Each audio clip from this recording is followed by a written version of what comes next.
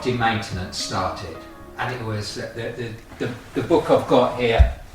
The answer is yes. Now, what is the question? Yeah. All started off from that, by people saying, Neville, why are you cleaning my windows? Will you do this? Will you do that? Yeah, and you just said absolutely yes to everything. And one woman looked up the ladder and said, Neville, will you? And I said, yes, I will. And she said, I've not asked the question yet. I said, I'll do anything you want me to do, because we just wanted to eat. We was desperate. Yeah. We was. And so how long were you living in your caravan for? we was living in that for a year. Wow. Yeah. So you're sitting there looking at this house out of your caravan window. Yeah. And then so obviously you're working. Yes. On the business and doing all the jobs that you can. So were you literally just working on the house as and when you could? As and when we could buy some paint, materials. Materials.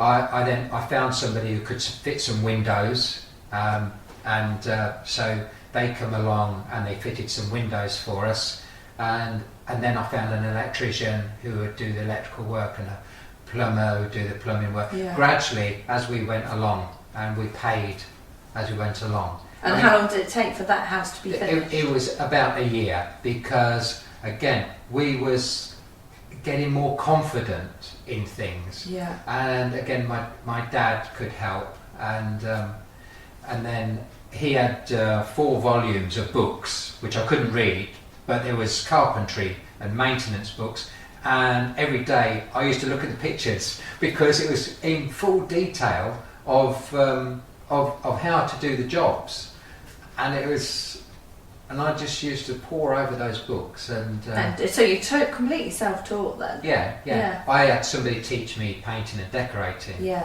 And then the bits I picked up doing our own houses, I hadn't got the confidence to go out and go, I can do property maintenance. It was quite scary, really, because I didn't have that confidence, but I learned that skill as we went on. Yeah. I got more confident. I knew more than I thought I knew. Yeah. And so like literally just knocking on doors and asking. Yeah. And then it would get to a point, very, very quickly it got to the point where people just asked me to do work. Yeah. I would go and do it. Then I needed some help, and my next door neighbour then was a milkman. He's finished at 8 o'clock in the morning. He come in and help me. My dad was helping me because he'd just retired.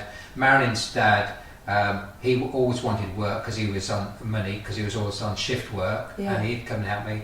Then I got other people. Within 3 years, we got 6 people working with us. And that was just purely word of mouth? Or word of mouth. Sort of publicise the business? No, word of mouth. And it was people who said, oh, you've had a nice job done, next door neighbour, and then they would have me to do that. Yeah. And we used to pray for the wind to blow, hail, gales. We used to pray for it, because we did a lot of roof work, putting tiles back on and stuff like that. Yeah. And so the odd storm was great for business. Oh, it was absolutely brilliant. Brilliant.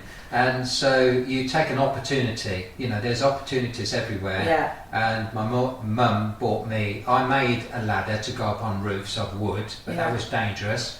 And then my mum bought me a proper roof ladder, and we concentrated on roof work and the painting and decorating. And then painting and decorating, anybody can do it. Yeah. But I learned something that ceilings. So I would paper somebody's ceilings, paper the cracks over, because there's a lot of cracked ceilings in those days, paper. So people would have me to paper a ceiling, and they'd go, don't worry about the walls because my husband will do that. Oh, wow. And by the time you'd done the ceiling, which only took a few hours, they'd go, wow, my husband's never going to do it. Can you do the walls as well? And then it would go from there. Yeah.